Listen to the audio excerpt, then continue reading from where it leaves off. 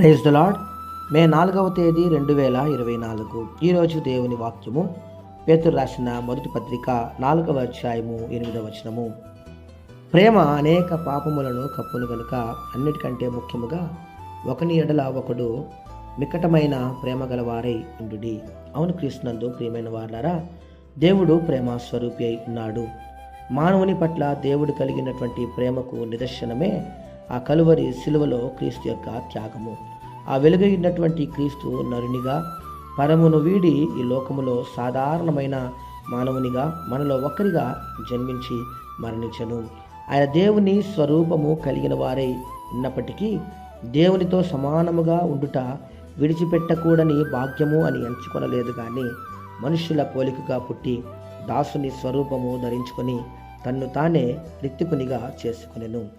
మన పాపములన్నిటినీ క్రీస్తు ప్రేమ కప్పివేశను, కడిగివేశను.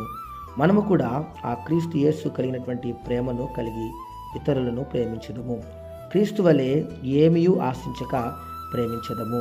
కాగా విశ్వాసము, నిరీక్షణ, ప్రేమ ఈ మూడు నిలుచును. వీటిలో అతి శ్రేష్టమైనది ప్రేమయే.